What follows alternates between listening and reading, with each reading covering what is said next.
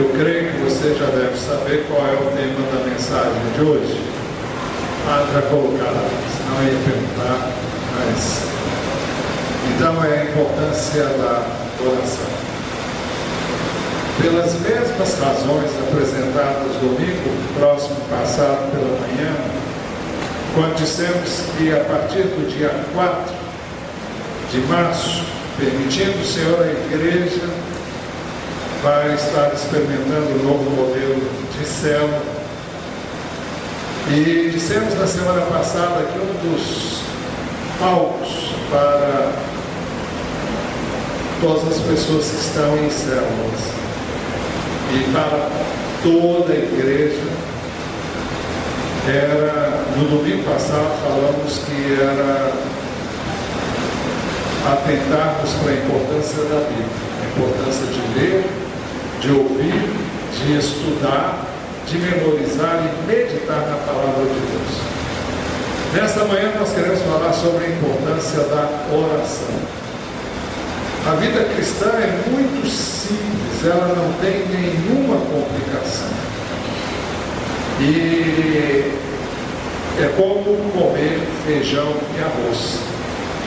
Ainda que não seja essa comida universal, pelo menos ela é, no contexto do Brasil, é uma comida que tem em todas as mesas.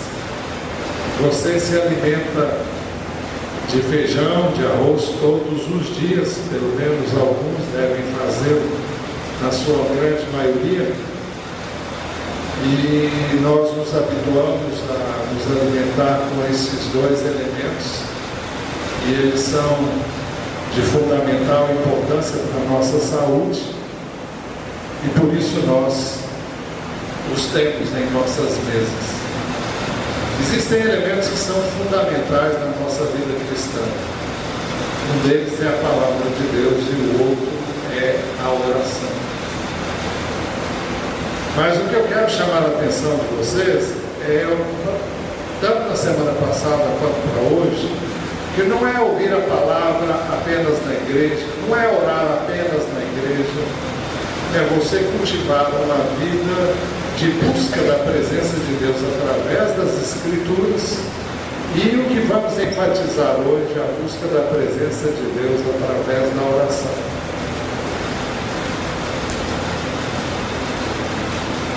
Por que disso? Por que enfatizar isso? Porque ninguém pode viver uma vida cristã vitoriosa a menos que ele se atenha às Escrituras diariamente e a menos que ele se dê à prática da oração diária. Numa das lições do crescimento cristão, nós procuramos mostrar que uma pessoa que não se alimente diariamente, regularmente, se ela se deparar com uma situação em que ela vai precisar de energia, de vigor, ela não vai ter esse vigor, e se ela enfrentar uma luta, ela vai ser derrotada, porque ela não tem se alimentado regularmente, ela vai estar fraca, ela vai ser facilmente dominada por quem queira fazê-lo. Isso no aspecto físico, mas isso é verdadeiro também no aspecto espiritual.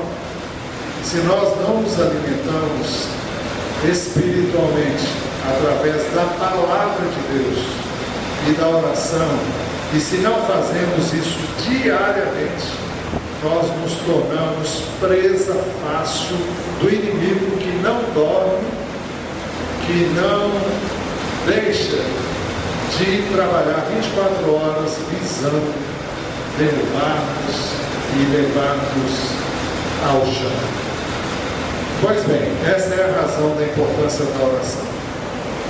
Todo cristão tem uma linha de comunicação direta com Deus.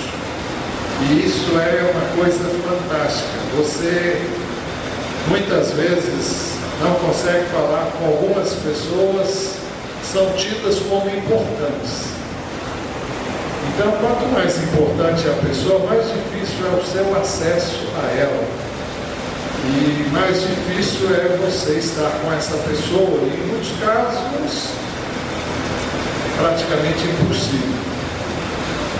Mas com Deus, Ele que é nada mais, nada menos do que o Todo-Poderoso, dono não só de algumas coisas, mas do universo que Ele mesmo criou, Ele está sempre pronto a te ouvir, a mim, a você, a nos escutar e lhe dar a atenção que eu e você precisamos.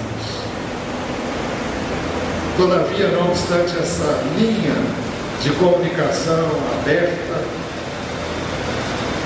poucos têm usado essa linha. Hoje há uma ênfase muito grande nas redes sociais e as pessoas sentem a necessidade de se comunicar umas com as outras, e isso tem tomado um vulto muito grande. E as pessoas se comunicam mais, como é que a gente fala? Quando não é real, virtualmente do que pessoalmente. Então, pois bem, ainda que tenha havido uma disseminação muito grande nessa área de comunicação virtual, o mesmo não acontece no que diz respeito à nossa comunicação com Deus. Se nós precisamos de relacionamentos para vivermos, nós precisamos de nos relacionarmos com o Pai para vivermos de fato e de verdade, vivermos a verdadeira vida. Como filhos de Deus, nós somos convidados a nos aproximarmos do trono da graça. Esse texto diz assim: assim aproximemos do trono da graça com toda a confiança, a fim de recebermos misericórdia e encontrarmos graça que nos ajude no momento da necessidade. É verdade que muitos só buscam a Deus em momentos de necessidade. Agora você imagine alguém que, eu creio que Deus é tão bom e é tão misericordioso, que mesmo que você faça isso, e só o busque em momentos de necessidade, Ele vai te ouvir. Ele só não ouve se você estiver vivendo em pecado. E a Bíblia é clara em dizer que Deus não vai te ouvir mesmo. Mas se for uma oração pedindo para perdoar você, vai te ouvir, vai perdoar você, então vai ouvir sua oração. Mas imagine alguém que só vá a você para pedir uma coisa. Me empresta isso. Eu preciso disso. Eu preciso daquilo. Você pode fazer isso para mim? Mas essa pessoa não conversa com você, não se abre com você, não conta as suas particularidades e não abre o seu coração. Não conta das suas alegrias, não conta das suas tristezas, enfim, não age nem interage com você. O que é que você vai sentir? Uma pessoa que é apenas usada. Eu creio que não é essa maneira correta de nos relacionarmos com Deus. E eu creio que quando fazemos isso, vai nos faltar fé. Porque estamos vivendo uma vida tão aquém daquilo que devemos, e nessa hora falta fé. A fé vem pelo ouvir, e o ouvir da palavra de Deus, mas a fé vem também, e ela é fortalecida pela nossa relação pessoal com Deus. Então vamos lá, por que é que nós devemos orar? Primeira razão, para glorificar a Deus. Esse texto, que vai ser o primeiro que aparece aí, causou um impacto muito grande na minha vida. Eu já tinha passado por ele muitas vezes. E um dia eu ia ali na Avenida Suburbana e vi lá na fachada da Igreja Universal. Quem já viu esse texto lá? Está vendo? Invoca-me no dia da angústia e eu te livrarei, tu me glorificarás. Eu falei, Deus, o Senhor tinha que me trazer aqui para me falar isso. E olha, foi uma experiência muito grande. Esse texto foi como se eu estivesse vendo pela primeira vez. Isso tem poucos anos. Talvez tenha uns 2, 3 anos. Até porque aquele edifício lá não é muito antigo. Mas esse texto é de uma profundidade tremenda.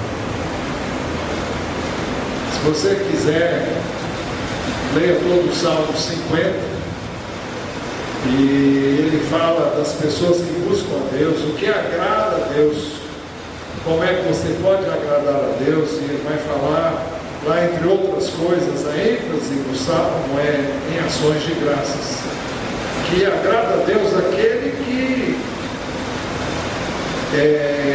oferece a ele ações de graças. Mas o texto diz, invoca-me no dia da angústia, eu te livrarei, tu me glorificarás. Eu creio que todos nós temos essa experiência. Ela tem sido verdadeira na minha vida de uma forma intensa.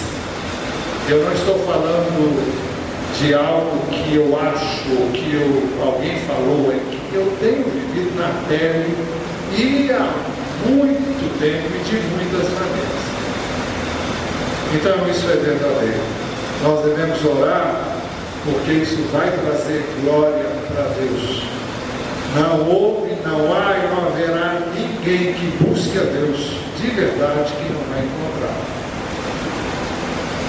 Até aquelas pessoas que em momentos de desespero dizem, Deus, se tu existe, mostra para mim alguma coisa, ou faz com que alguém venha e me fale o que eu estou precisando saber acerca de você.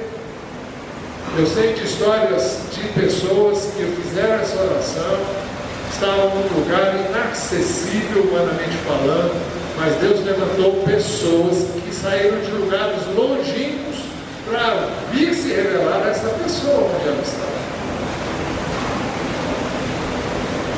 E ele, para se revelar também, não precisa de pessoas, ainda que ele use as pessoas, mas ele pode se revelar a mim, a você, em momentos críticos, quando nós realmente dizemos, Deus, só o Senhor pode resolver essa situação.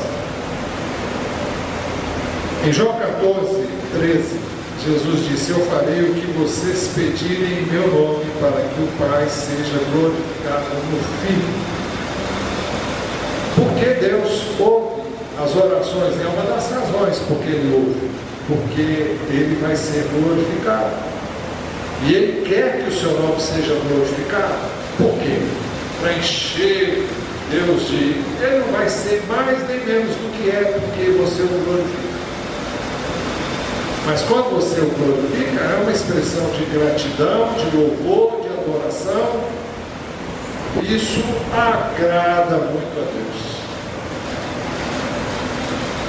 Jesus contou a parábola dos 10 leprosos, foram curados, e somente um voltou para agradecer. Quando nós agradecemos, Deus é glorificado, as pessoas tomam conhecimento de que Ele ouviu, que Ele respondeu, que Ele acudiu, e maior número de pessoas são estimuladas a buscar a presença de Deus para terem suas orações também ouvidas, e Deus é glorificado nisso. E no fim das contas, o que Deus quer é alcançar o maior número de pessoas que aprendam a conhecê-lo e amá-lo e a servir. Por que devemos orar? Segunda razão, porque o Senhor ordena que oremos. Jeremias 33:3 diz assim, clame a mim e eu responderei, e lhe direi coisas grandiosas e insondáveis que você não conhece. Clame a mim. Não clame para o ídolo, não clame para o santo tal, porque quem vai responder sua oração não vai ser nenhum deles. Só tem uma pessoa interessada em responder a oração que é feita por ele. Quem é? Quem é que se apressa em responder essa oração? É Satanás mesmo. Eu pedi um cunhado há alguns anos atrás e ele tinha um problema que ia enrijecendo, fazendo com que osso se juntasse a osso, por exemplo, costela se juntasse a costela, e aquilo ia enrijecendo, ia apertando ele. E ele ainda não era crente nessa época, e ele se converteu um pouco antes de morrer. Mas uma coisa eu achava interessante. Ele sempre dizia, olha, se eu quero muito ser curado por Deus, mas eu jamais quero ser curado pelo diabo. Ele não era crente nessa época, mas ele sabia que o diabo também curava. Existem pessoas que buscam e dão glória a N ídolos, a N pessoas, e não dão glória a Deus. Muitas pessoas vêm às igrejas e pedem oração em favor delas, mas depois dão glória, não dão para Deus. Dão para o santo isso, o santo aquilo, para este ou aquele ídolo. Eu já vi Deus ir lá e buscar a glória dele. Você já viu isso? Quem já viu isso acontecer? Pessoas que foram curadas por Deus, não deram glória a Deus e elas voltaram a enfermar. Já viu isso?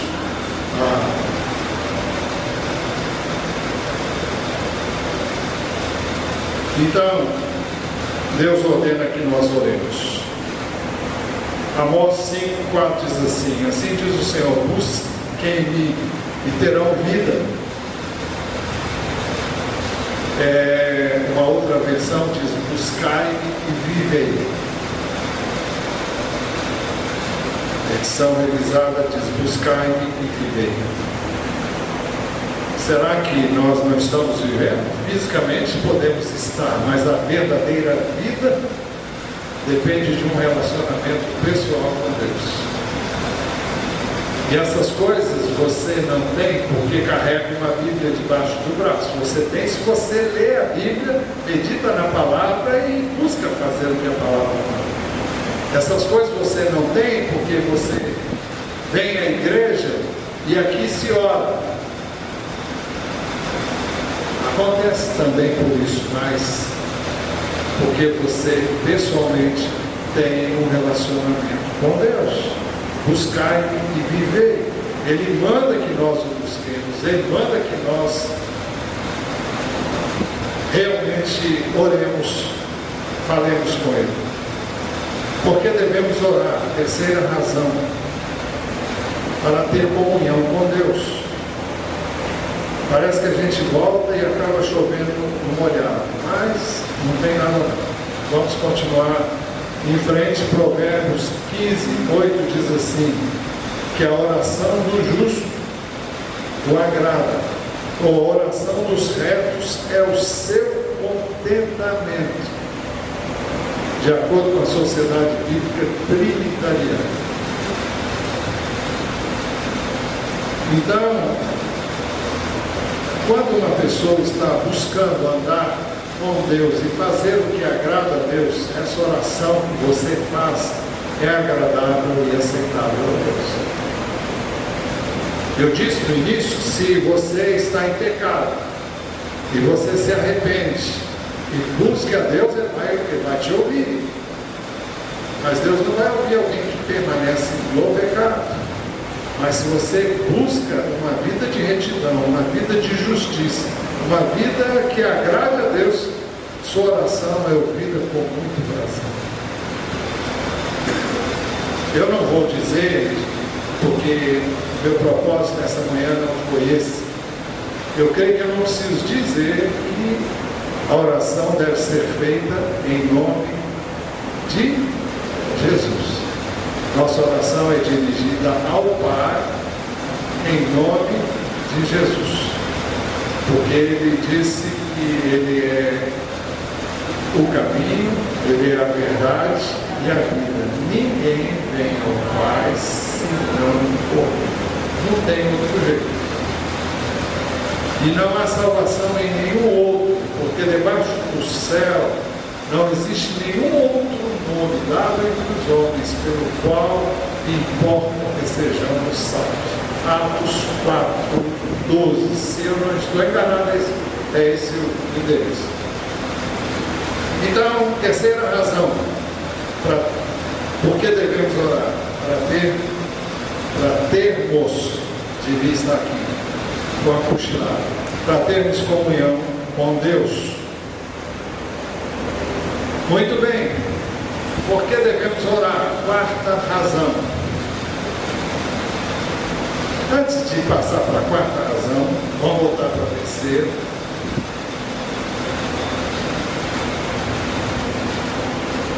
Nós não cantamos hoje, mas tem um hino do cantor cristão que diz mais ou menos assim: quão preciosas são as horas na presença de Jesus, comunhão muito deliciosa, convite minha alma com a luz, os cuidados deste mundo não me poderão correr, pois Ele o meu abrigo quando o tentador vier, quando o tentador vier, ao sentir-me rodeado de cuidados reais, irritado, enfraquecido, em excitações fatais, a Jesus eu me dirijo, nem nos tempos de aflição, as palavras que Ele fala trazem-me consolação, trazem-me consolação. Se confesso os meus temores, toda a minha imperfeição, Ele escuta com paciência essa triste confissão, com ternura repreende o pecado e todo o mal. Ele é sempre o meu amigo, o melhor e o mais leal, o melhor e o mais leal. Se quereis saber quão doce é com Deus ter comunhão, podereis então prová-lo e tereis compensação. Procurai estar sozinhos em conversa com Jesus e tereis na vossa vida paz perfeita, graça e luz, paz perfeita, graça e luz. ensino, e não estava no script. É porque esse hino fala da nossa comunhão, fala de um relacionamento que só é possível através da oração. Você não pode falar de um Deus que você não conhece. Você não pode falar de um Deus que você não busca diariamente. Nós falamos com entusiasmo das pessoas que nós amamos. Nós só podemos amar a Deus se nos darmos a prática da oração. Por que devemos orar? Quarta razão, porque Jesus nos ensinou a orar.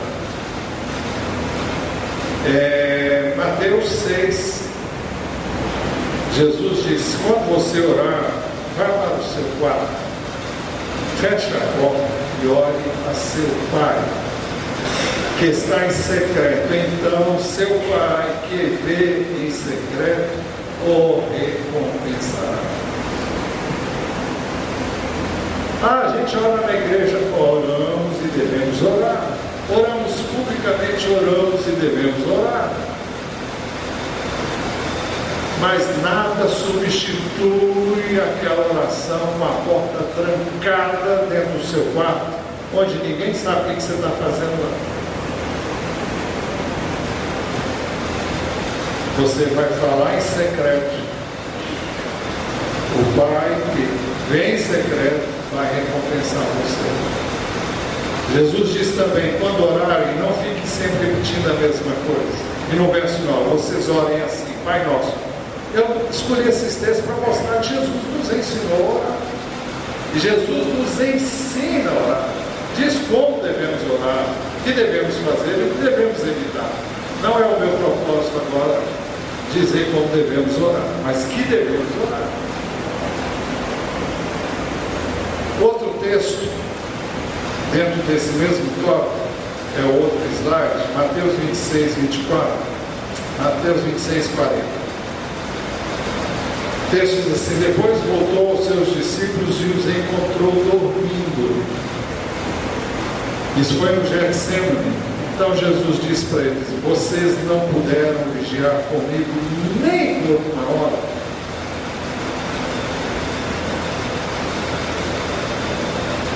Perguntou ele a Pedro. E ele acrescentou: vigiem e orem. Jesus estava passando por um dos momentos mais difíceis de toda a sua trajetória aqui no mundo. E o texto diz que ele deixou os discípulos dele no lugar e foi orar, secretamente, se a gente pode assim dizer. Ele ficou a uma distância deles, se prostrou, se ajoelhou, estava orando. Depois ele voltou até os discípulos e encontrou todo mundo dormindo. O que Jesus esperava é que naquele momento de crise, se podemos assim chamar, por aquele momento difícil pelo qual ele estava passando, prestes a ir à cruz, que os seus discípulos estivessem orando por ele. Será que você já parou para pensar que Jesus, quando veio aqui, precisava de oração? Não é isso que ele está dizendo aqui? Eu disse que ele precisava, eu não disse que ele precisa, por favor. Ele, quando veio como homem. Ele hoje está na presença do Pai como Deus, que ele é. Mas ele diz: vocês não puderam vigiar comigo nem por uma hora. Vigiem e orem. Por que devemos orar? A quinta razão: por causa do exemplo de Jesus. Jesus não apenas disse: olha, vocês precisam orar. Jesus orava.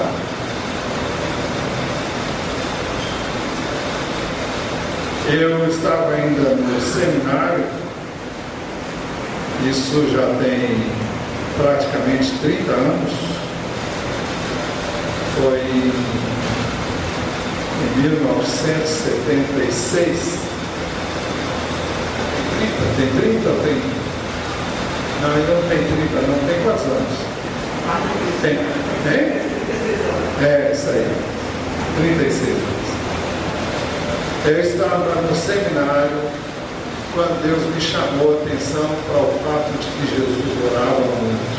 Eu fiquei impressionado e eu comecei a fazer uma pesquisa sobre isso, e um dos professores me chamou a atenção para o fato de que o Evangelho que fala mais sobre isso é o Evangelho de Lucas. E se você examinar o Evangelho de Lucas, você vai ver como fala de Jesus em oração. Mas não é só no Evangelho de Lucas. Nós separamos aqui, por exemplo, o texto de Mateus, capítulo 14. O texto diz assim: tendo despedido a multidão, subiu sozinho. Eu estou enfatizando hoje pela manhã aquela oração que você faz sozinho. Só você e ele. Tendo despedido a multidão, subiu sozinho a um monte para orar. Então veja, ele mandou a multidão embora. Quando mandou embora é a maneira de dizer, despediu a multidão, como está aqui. Subiu sozinho ao monte com a finalidade de orar. Ao anoitecer ele estava ali sozinho. Se você examinar o texto, no seu contexto, você vai descobrir que ele ficou lá desde que entardeceu até as 3 horas da manhã, no mínimo, porque foi nesse horário que ele foi encontrar os seus discípulos que estavam no mar revolto. E ele foi andando sobre as ondas daquele mar. Outro texto dentro desse mesmo tópico é Mateus 26, 36. É o texto que eu citei há pouco, é lá no Getsemane. O texto diz: então Jesus foi com seus discípulos para um lugar chamado Getsemane e lhes disse: sentem-se aqui enquanto vou ali orar. Era o momento que ele queria estar sozinho com o Pai, ainda que ele esperasse que os seus discípulos estivessem fazendo o mesmo que ele foi fazer, mas eles não fizeram. Lucas 6 diz assim: num daqueles dias Jesus saiu para o monte a fim de orar e passou a noite orando a Deus.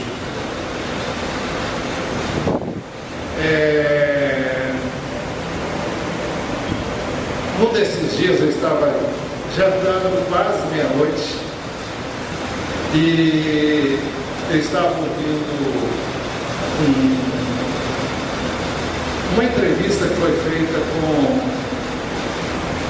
Vini Ferreira. Quem é que conheceu essa mulher aqui? Acho que conheceu ela.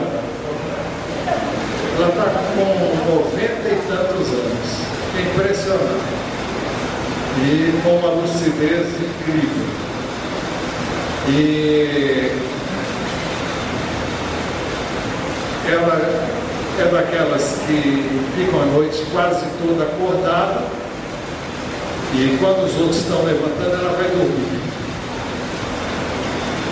E ela explicou por que ela faz isso. Ela disse que durante o dia, toda hora tem alguém ligando, toda hora tem alguém pedindo alguma coisa, tem alguma coisa para fazer, e ela gosta muito de ler. Então o que ela faz? Quando todo mundo está dormindo, ela está lendo. Ela diz que lê a noite toda, depois vai dormir. Naturalmente ela só vai estar com as pessoas normalmente à tarde, porque ela tem que dormir de manhã, ela tem que dormir em algum momento. Mas por que Jesus orava à noite? Porque durante o dia as multidões não permitiam que ele orasse. E eu tenho momentos com Deus de manhã e tenho momentos com Deus à noite. Mas os melhores momentos com Deus têm sido à noite. por incrível que pareça, quando todo mundo já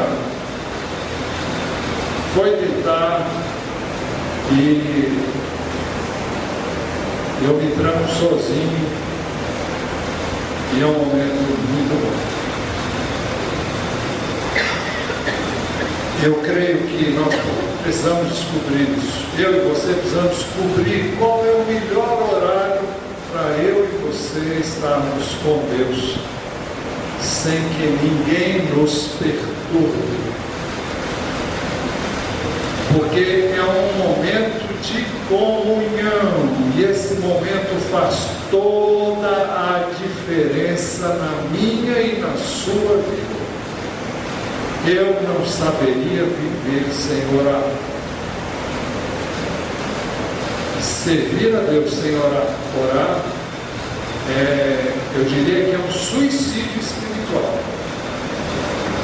Realizar a obra de Deus sem gastar tempo com oração e Bíblia, olha, é suicídio espiritual. Eu não vejo como. Jesus passou a noite orando, e não foi a única noite. Continue lendo Evangelhos e você vai descobrir que ele ia, como de costume, ao Monte das Oliveiras. Por que ele ia ao Monte das Oliveiras? Para orar. E o texto diz que ele ia como de costume. Sempre ele estava ali. O dia escurecia, ele subia para orar. Por que devemos orar? Sexta razão. Por causa do exemplo dos discípulos de Jesus. Aí alguém vai dizer, mas pastor, o senhor falou que eles não estavam orando quando Jesus estava orando? Sim, eles não oraram em momento algum enquanto Jesus estava com eles.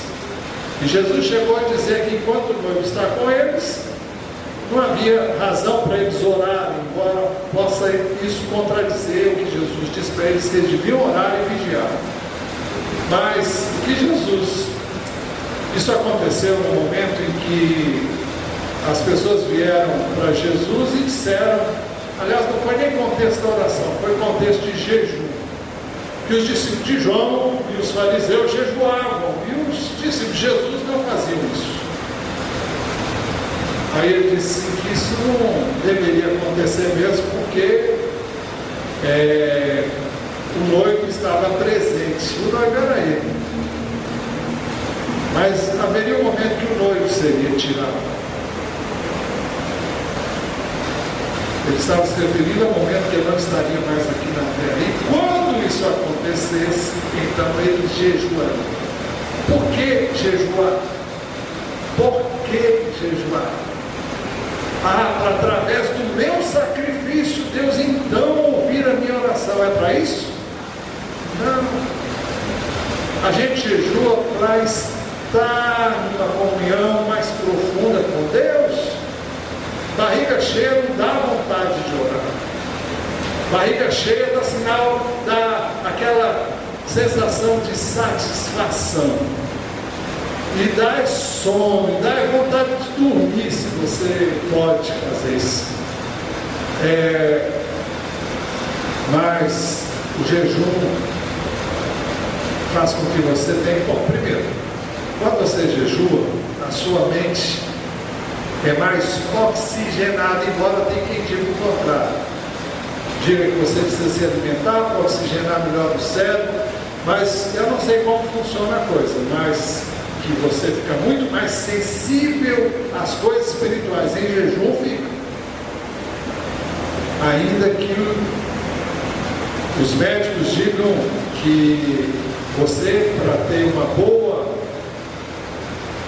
seu cérebro está bem, você precisa estar se alimentando com precisa ter glicose aí no sangue para isso. Mas a minha experiência pessoal é que o jejum faz você, me faz ficar mais sensível aí. Muito bem. Deixa eu pegar aqui o fio da meada, onde eu estava. Então, por causa do exemplo de Jesus, dos discípulos de Jesus. Então, ainda que eles não tenham jejuaram e oraram enquanto Jesus estava com eles, depois eles fizeram isso. Atos 1:13. Jesus acabou de ser assunto aos céus, e então eles saíram do local onde Jesus havia desaparecido diante dos olhos deles.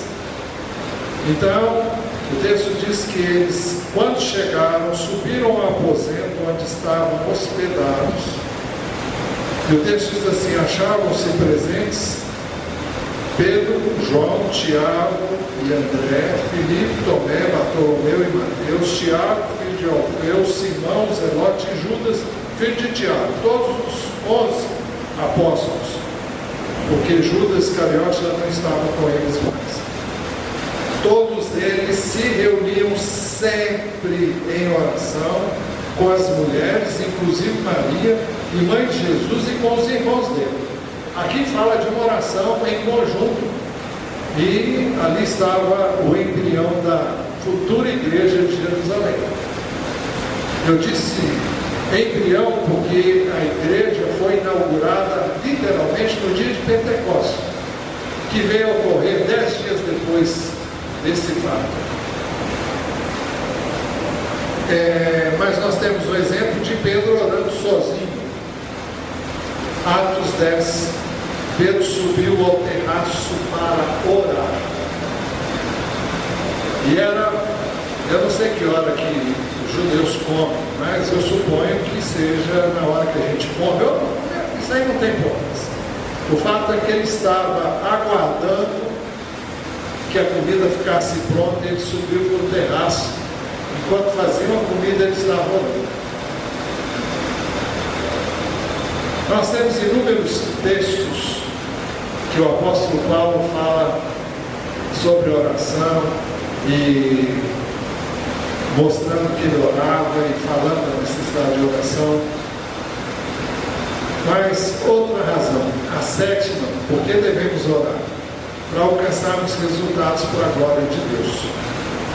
Tiago 5,16 diz assim: portanto, confessem os seus pecados uns aos outros e orem uns pelos outros para serem curados. A oração de um justo é poderosa e eficaz. Elias era homem, Elias era humano como nós. Ele orou fervorosamente para que não chovesse, e não choveu sobre a terra durante 3 anos e meio. Orou outra vez e os céus enviaram chuva, e a terra produziu os seus frutos. Esse texto mostra que a oração dá resultados. Nós podíamos falar muito ainda sobre outros aspectos da oração, mas de passagem é importante dizer que a oração que funciona é aquela que Deus responde, mas Deus responde a oração que é feita de acordo com a vontade dele. Então, aí a importância de conhecer o livro, a importância de orar de acordo com o livro de Deus.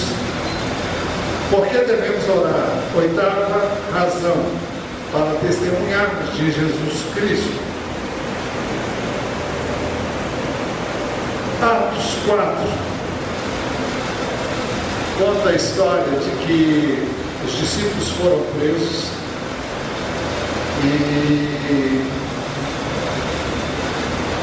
porque estavam pregando, e depois foram soltos sob ameaças de que não voltassem a falar mais do nome de Jesus.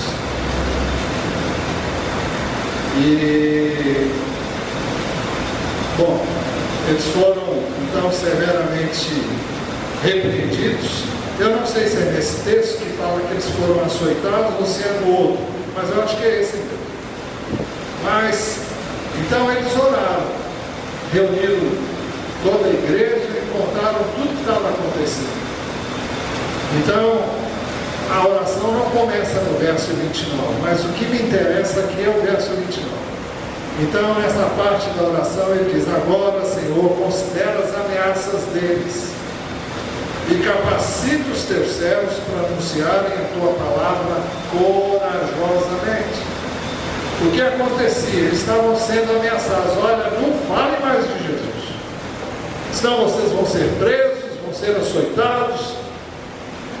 É uma ameaça.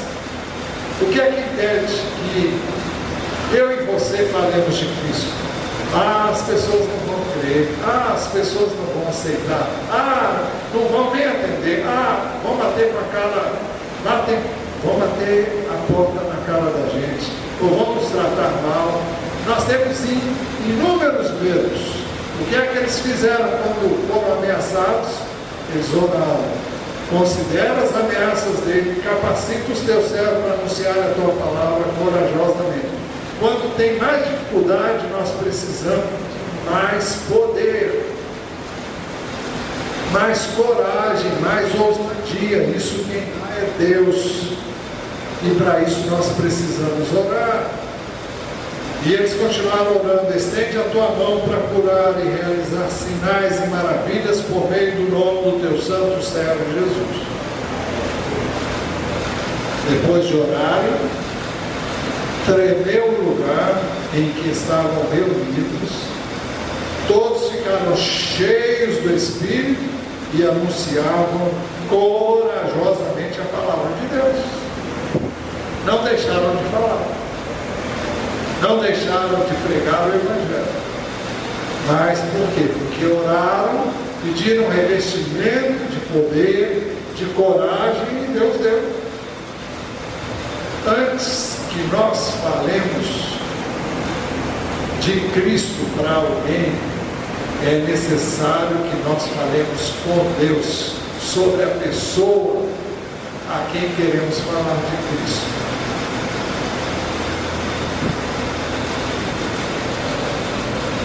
Vou acabar. Você tem paciência aí, mais um minutinho. Não vou dizer um minuto, 5 minutos eu acabo. Nona razão para orarmos, para nos fortalecermos espiritualmente. Jesus disse: vigiem e orem para que não caiam em tentação. O espírito está pronto, mas a carne é fraca. O espírito está pronto, mas a carne é fraca. Então, onde está o problema? Por que é que nós somos suscetíveis de cair em tentação? Por que precisamos orar e vigiar para não cairmos em tentação? Porque o espírito está pronto, é salvo, é regenerado, é novo, nascido de novo, mas a carne é fraca. O que quer dizer isso? Que a minha carne não pode obedecer à palavra de Deus. Ela não obedece à palavra de Deus. Ela fraqueja e ela cede aos impulsos e aos desejos carnais, ao medo e a tudo que nós experimentamos como seres humanos. Então, como é que eu sou fortalecido? Através da oração. Eu estando em comunhão com Deus, eu recebo de Deus, recebo fé, recebo poder mesmo de Deus através da oração. E então é poder para vencer a fraqueza da carne, para que eu subjugue a carne, para que a carne esteja no lugar que ela tem que estar, e não para que ela ceda, não para que ela realmente prevaleça. Outro texto é o de Efésios 6, verso 10. Finalmente fortaleçam-se no Senhor e no seu forte poder. O que é fortalecer no Senhor? Dentro do contexto, nós entendemos que é o revestimento da armadura de Deus, que ele cita: vistam toda a armadura de Deus para poderem ficar firmes contra as ciladas do diabo, pois a nossa luta não é contra seres humanos, mas contra os poderes e autoridades, contra os dominadores deste mundo de trevas, contra as forças espirituais do mal nas regiões celestiais. Por isso, vistam toda a armadura de Deus para que possam resistir no dia mau e permanecerem inabaláveis depois de terem feito tudo. E depois tem a descrição dessa armadura e eu não vou trazer a descrição aqui. Mas no verso 18, vejam que no verso 10, fortaleçam-se no Senhor e no seu forte poder. Você é fortalecido no Senhor através da armadura dele e no seu forte poder através da oração. Veja o verso 18. Orem no Espírito em todas as ocasiões, com toda oração e súplica. Tendo isso em mente, estejam atentos e perseverem na oração por todos os santos. Você deve orar por você e por outras pessoas, pela mesma razão. E finalmente, a 10ª razão. Por que devemos orar? Porque orar é evidência de fé. E sem fé é impossível agradar a Deus. Hebreus 11. Sem fé é impossível agradar a Deus. Pois quem dele se aproxima precisa crer que ele existe e que recompensa aqueles que o buscam. Quem dele se aproxima precisa crer que ele existe. Oração é uma evidência de fé. Gastar tempo em oração é evidência de fé.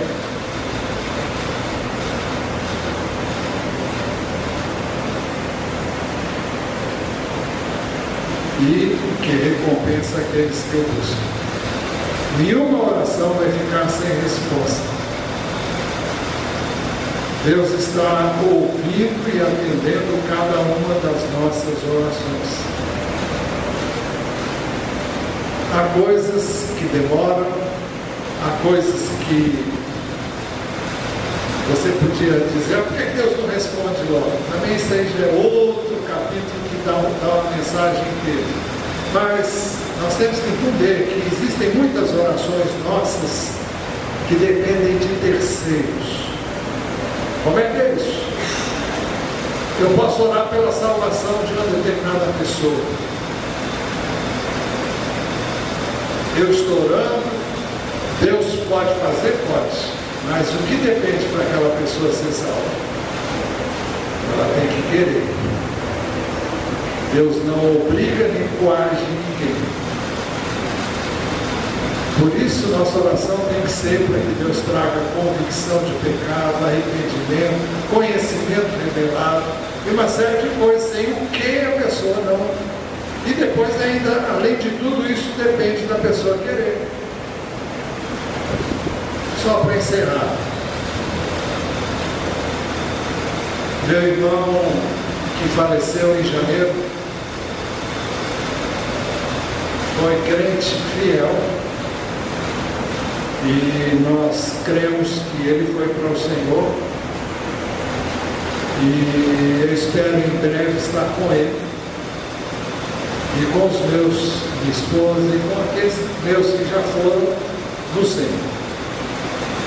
Mas a esposa dele nunca se converteu, nunca se deixou persuadir. Os filhos são todos, quase todos crentes. Tem uns que estão com o pé lá, outro cá. Um deles, principalmente. Os outros todos já são só uma filha que está assim, lá bem cá. Os outros são crentes fiéis. Mas não é que a mulher dele mandou mandou rezar uma missa para ele. Eu falei, meu Pai do céu. Eu fiquei assim, olha, depois de ouvir tanto o Evangelho, de saber que isso não resolve nada, que isso não tem nada a ver, que a gente não pode orar pelos mortos. Eu fiquei pensando, Deus, será que ela vai ser salva ainda? Só um milagre, porque depois do que eu vi, com a idade toda que ela tem, e ela ainda não se deixou persuadir, mas para Deus nada é impossível. Mas eu nunca vi um coração tão insensível e, olha, já evangelizei muitas vezes, mais de uma vez. Tem certas coisas que não é por falta de oração, com toda certeza. Mas, bem, A importância da oração é indiscutível. É indispensável para uma vida cristã saudável. E eu diria que é impossível sobreviver sem oração. Sobreviver espiritualmente. Você pode até viver uma vidinha. Mas não vai ser uma vida como o Senhor tem planejado para você.